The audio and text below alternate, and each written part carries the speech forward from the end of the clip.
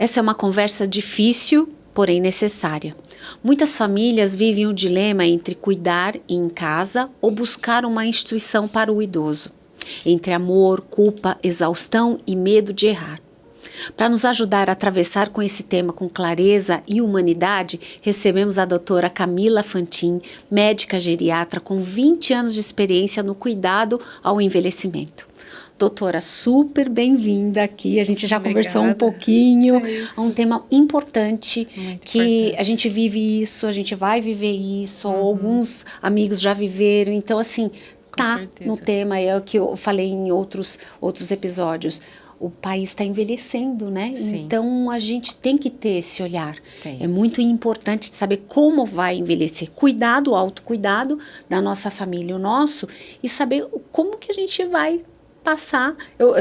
É uma brincadeira, eu falo fazer o nosso check-out, né? Isso. Fazer o nosso check-out. Então, assim, é um tema muito importante ser discutido, mas que eu quero te ouvir, a gente tem receio de falar, de conversar sobre isso. Ainda é um tabu, entre a né? família, até entre os familiares a gente tem. E eu vivo isso em casa. Então, assim, obrigada pelo tema tão importante e trazer você aqui para conversar com a gente um pouquinho sobre isso. O prazer é todo meu. Eu acho que a importância mesmo desse tema é cada vez mais, assim, com a população envelhecendo, né? Eu acho que não tem como fugir desse tema e é um tema delicado, que gera conflitos, mas necessário. Necessário. Não dá para correr dele. Não dá. Não dá. Não dá. Né? E quanto mais cedo a gente planeja, melhor é também. Exato. Né? Existe, para tudo tem um planejamento, então é importante discutir sobre esse tema. É verdade. E é importante a gente abordar aqui, a gente nunca falou sobre isso aqui, então Não, olha, um bom. tema novo,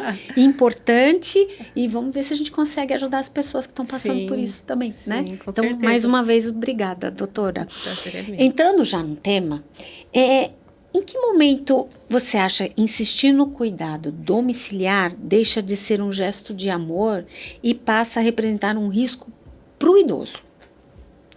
É importante essa reflexão, né? Começa a apresentar um risco na medida em que o cuidado familiar, né, domiciliar, ele não traz mais segurança, dignidade, qualidade de vida para a pessoa idosa, né, para os pais, para os familiares idosos. Então, a gente tem que ter em mente que tem alguns sinais, assim, bem importantes, claros, que a gente tem que pensar em você terceirizar esse cuidado, né? Que principalmente as quedas frequentes, o idoso que cai muito, tanto na parte noturna quanto diurna. A higiene começa a ficar precária, então começa a não tomar banho, começa a não ter, né, aquela higiene adequada, o isolamento social, então vai ficando isolado, às vezes o familiar que mora junto não fica o dia inteiro em casa, ou ele fica mesmo sozinho na casa dele, e aí pode ter, né, sintomas depressivos, né? A questão do erro de medicação, que é bem frequente. Isso e perigoso, né? Perigoso. E perigoso. Então, isso é o mais perigoso. Assim, alimentação inadequada e principalmente hidratação. Porque o idoso, ele não tem assim, o centro da sede, não é como o do adulto jovem, ele é mais inibido por causa do próprio envelhecimento. Então, o paciente idoso pode ficar desidratado mais facilmente, não beber água, ou pelo esquecimento mesmo. Então, erro de medicação é tanto de esquecimento quanto dose duplicada ou troca de medicação. E acho que, por último, o que a gente não pode deixar de falar é também o cuidador, a exaustão do cuidador, né, familiar. Porque também para a gente cuidar de uma pessoa, né, a gente precisa estar bem, né, fisicamente, emocionalmente. Então, esse também é um tema delicado, né, que muitas vezes o familiar vai no consultório e aí quer fazer de tudo pro paciente, né, pro idoso, mas não está se cuidando, então está naquela exaustão que ele mesmo não tem condição, né, de cuidar. E acaba refletindo no próprio cuidado, né? Isso, a gente já abordou esse tema do cuidado que tem que ter com aquele que cuida. Isso. Né? Então a gente já abordou muito esse tema, assim, por exemplo, os pais atípicos, né?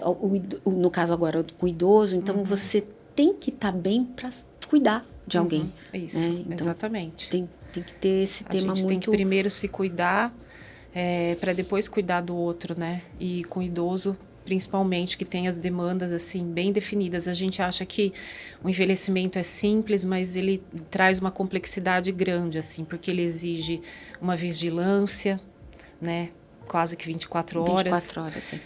Uma rotina adequada, então, de tudo que a gente falou, a higiene. Principalmente assim, não o idoso autônomo, né, independente, mas o idoso com dependência, né? Então tudo isso tem que ser visto bem assim, a demanda bem ajustada, né, para cada família, e cada um vai ter a sua realidade, né? É isso que eu falo, cada um tem a realidade emocional, financeira, tem a questão do local em si, onde vive, não tem acessibilidade. Isso. Né? A gente vive um movimento, eu vivo assim, minha mãe mora num condomínio que há muitos anos que não tem escada. E quando você é jovem, eu estava conversando com ela sobre isso essa semana, quando você é mais jovem, você acha até que você vai ser jovem pro resto da vida, você compra, meus pais compraram aquele apartamento, eles têm ali do outra torre também, achando que nunca fosse envelhecer, né? Que nunca fosse necessário um elevador. Sim. Então, hoje ela enfrenta a dificuldade de subir a escada. Sim. São poucos degraus, mas ainda assim tem a dificuldade. E a gente já vê lá no futuro de não conseguir mesmo. Exatamente. Então a gente está nesse movimento de sair de lá. Isso. Mas quando você é jovem, parece tão distante a realidade da idade. Exato. Que você não pensa em determinadas coisas. O que me fez refletir, falar, não, eu tenho que pensar isso. Independente porque eu tenho a Malu, que precisa da acessibilidade, sim, mas hoje pensando até em mim também, né? O futuro, como que é? A gente tem que ter esse olhar. Mesmo sendo lá na frente, a gente precisa ter esse olhar também, né? Sim. Eu acho que todo mundo tem que ter esse olhar, né? Eu acho que é um pouco assustador esse tema de envelhecimento. Às vezes até coloco assim, né, na rede social, assim, a partir dos 50 anos, né? A partir de a gente tem... Não, mas eu sou muito nova, imagina. E o próprio paciente, a pessoa idosa, né? Que já é considerado acima de 60 anos, mas se ele é autônomo, se tem aquela autonomia, a independência, ele também não se considera uma pessoa, né? Idosa, né? Mas a gente tem que pensar, né, no futuro. Então, todo mundo vai envelhecer e cada vez mais, né, tá tendo mais idosos assim, e a gente tem que pensar nessa questão, né? Mas ainda é a grande minoria, né? A independência no idoso, né? Hoje a ainda minoria, infelizmente. A minoria. Infelizmente. Eu costumo dizer, o meu sogro, ele tem 90 anos, mora sozinho, anda de moto, corre, eu falo, é a minoria esmagadora. Esmagadora, ainda mais com 90 anos, né? Mas o quê? Aí e eu converso muito com meu marido, a gente fala que é a história da formiga e a cigarra.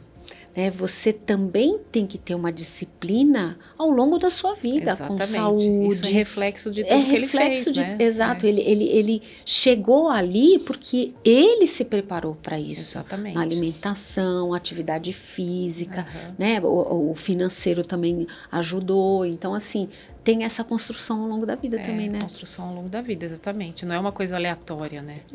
Por isso a insistência de começar logo cedo, né? Então, essa questão de que hoje em dia até tá, né, mais uma abordagem maior, assim, de envelhecimento saudável, longevidade saudável, é mais, assim, para essa prevenção mesmo, né? Para começar a pensar, né, mesmo como você quer envelhecer, né? Como você vai querer estar, né?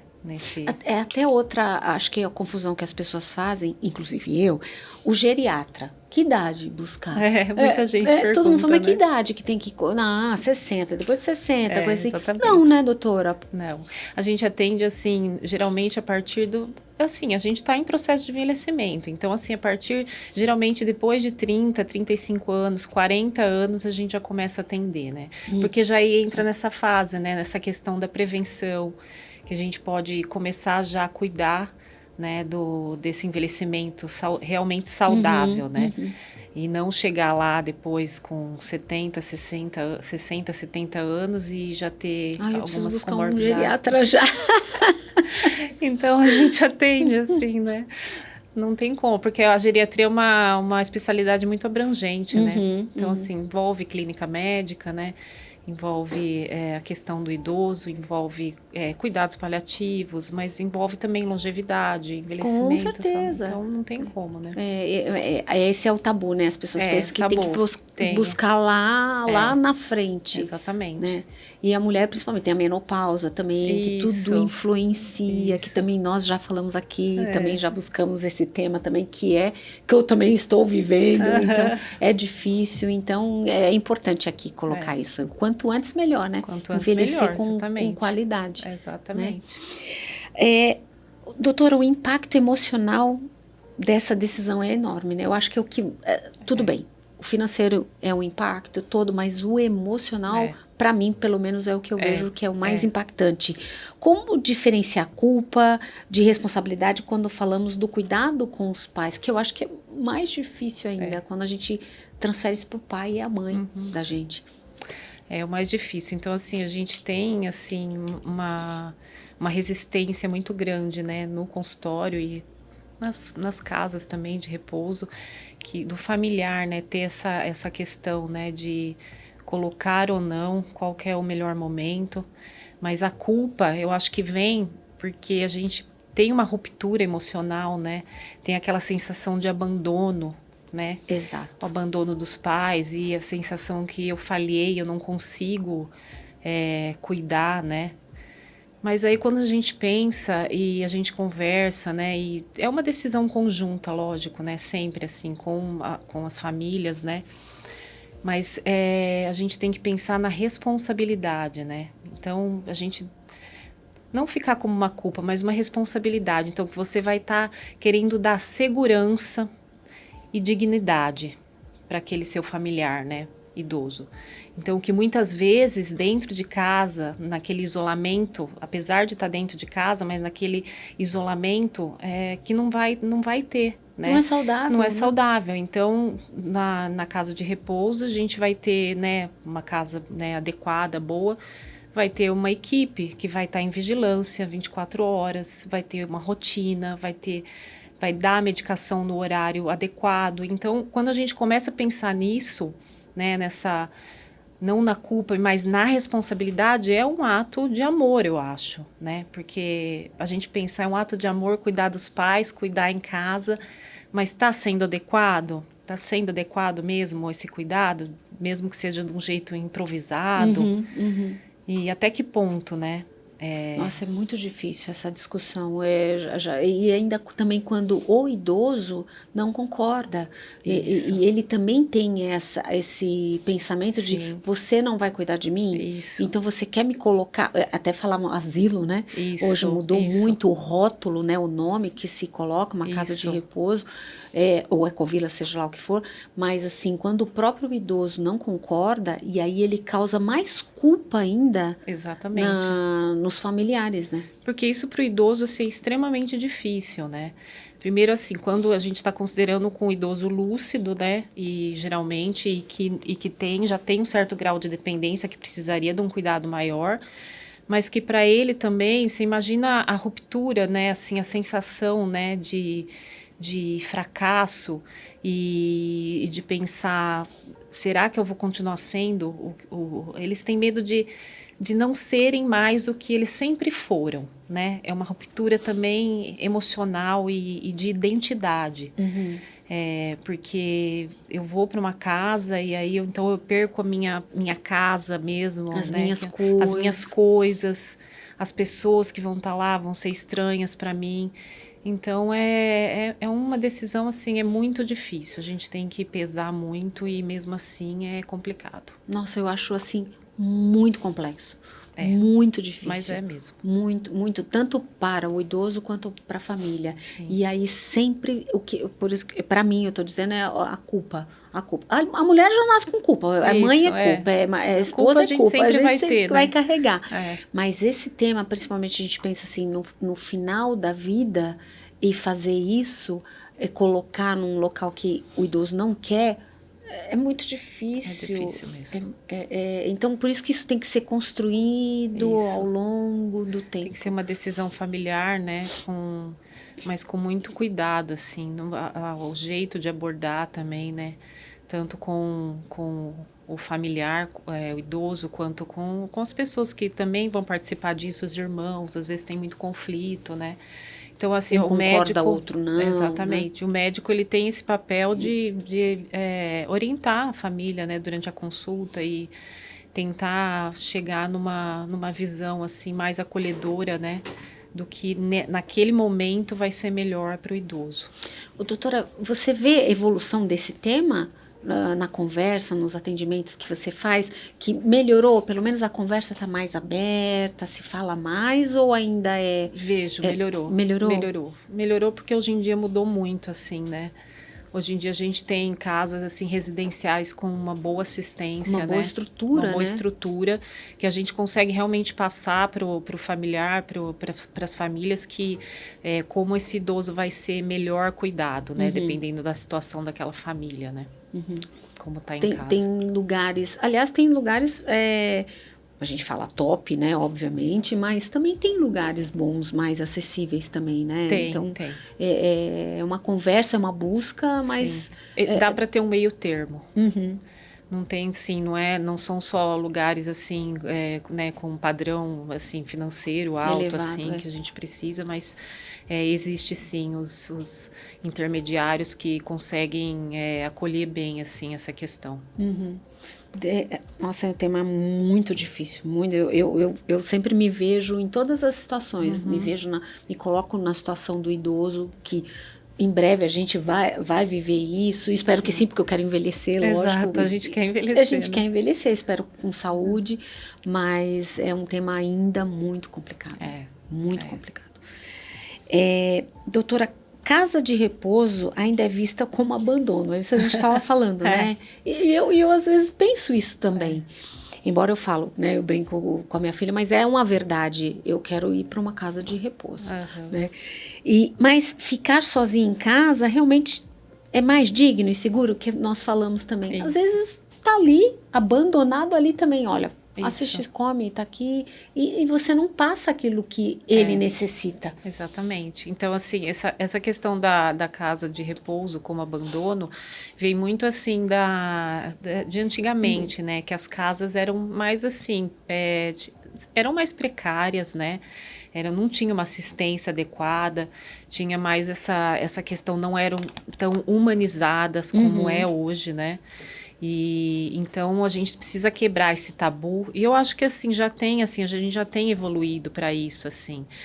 Alguns familiares, assim, durante a consulta, eles até falam, não, doutora, a gente foi visitar algumas casas e realmente tem um cuidado, né, excepcional, porque a gente sabe, a gente tem que reconhecer também que a gente não tem, assim, a técnica adequada, né? Nós, como familiar da pessoa idosa, a gente dá o amor, a gente dá o carinho, mas muitas vezes a gente vai estar trabalhando, a gente não tem aquele conhecimento técnico, né?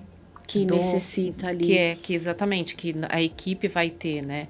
Então, precisa quebrar esse tabu, porque hoje em dia as casas são residenciais com bastante acolhimento, assim, e segurança. O que eu vejo só é a questão, assim, por exemplo, quem vai para uma casa de repouso vai por inúmeras situações, né? E você recebe idosos com Alzheimer, com questões físicas. Então, tem vários diagnósticos ali. Sim. Vai como a gente estava falando agora, vai um idoso consciente, bem, mas tem essa questão do cuidado, do olhar, de ter uma pessoa o tempo todo. E o quanto isso também prejudica, porque ele vai conviver, essa é uma questão que a gente já, em rodas de amigos, a gente já conversou sobre isso. O quanto isso talvez prejudica, porque ele vai para uma casa em que tem pessoas que ele não vai conseguir conversar pelo Alzheimer e tudo mais. Então, assim, será que não vai acelerar o processo ali de velhice? Ou tem muito que... Então, tem que ver qual o tipo de casa, que tipo de idosos estão lá.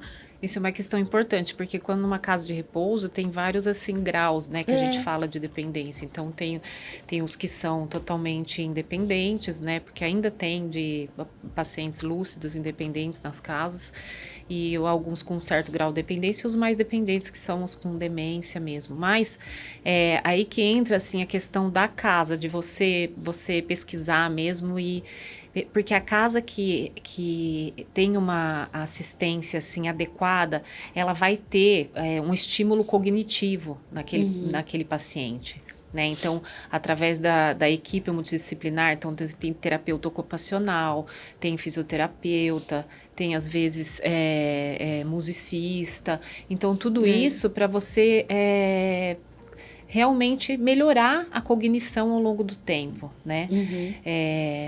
E às vezes, quando fica em casa, ele vai ficar isolado e não vai ter nenhum estímulo, né? Então, muitas vezes vai até ter uma piora ficando em casa, né? Vai ter um declínio cognitivo. Então, porque a socialização, esse isolamento social, ele é muito, assim, um fator importante, né? Para a evolução do quadro da demência também. Né? Então isso tem que avaliar muito a casa. Tem que avaliar. Que tem que vai exatamente pensar em colocar, né? Sim, tem que pesquisar.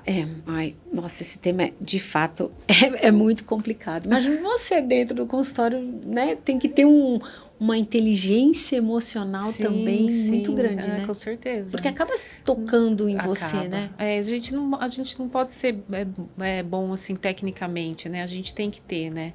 Essa compaixão, essa inteligência emocional, esse discernimento, bom senso, porque a gente lida com pessoas, com famílias que estão fragilizadas das mais, assim, fragilidades possíveis, emocionais, físicas. Então, a gente tem que ter essa visão. E vem você uma luz, né? Um apego, uma luz, né? Eles vêm mesmo. Ainda bem que tem profissões como a sua, tem pessoas como você. E aí, a gente até falou sobre isso agora, que nem toda instituição também é igual, né? O que nunca pode faltar em uma casa de repouso para que ela seja, mas de fato, um espaço de cuidado, de acolhimento e tudo mais. A gente tem, assim, alguns pilares, assim, que são inegociáveis, que a gente tem que ver numa casa de repouso quando você vai visitar, né? Então, tem uma equipe multidisciplinar treinada, né, adequada. Então, essa equipe multidisciplinar é, assim, a enfermagem, o médico, o fisioterapeuta, muitas vezes tem o fonoaudiólogo, a nutricionista e os cuidadores. Então, por exemplo, a gente preconiza mais ou menos assim um cuidador, né, que são os cuidadores, né, dos idosos, que entre cada 5 idosos mais ou menos. 1 para 5. 1 para 5. Só que isso é uma média. Por exemplo, o idoso que é mais ativo, que é lúcido, independente, pode ser assim 1 para cada 8. E aí também ao contrário, quando tem mais dependência, os pacientes que são o máximo grau de dependência, acamados, é 1 cuidador para cada no máximo 3. Então tudo isso tem que ver. Tem que ter enfermagem 24 horas, mesmo que não seja, às vezes, a enfermeira precisa estar presente, mas mesmo que não seja à noite, assim, noturna, se não tiver uma enfermeira, mas pelo menos as técnicas de enfermagem, sob a supervisão da enfermagem, né, da enfermeira.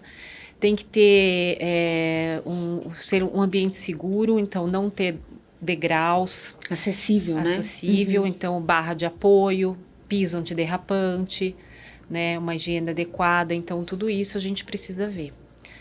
E a questão de, acho que a conversa clara, assim, transparente com a família, né, porque muitas vezes algumas famílias colocam na casa de repouso e às vezes esperam muito, assim, da casa que faça tudo também por aqui. A expectativa, né? Alinhar a expectativa. Alinhar a expectativa, porque aí, não, a família sempre tem que participar, você sempre tem que chamar a família para visita, para ser ativo, para levar, né, eventualmente fazer um exame, para ter...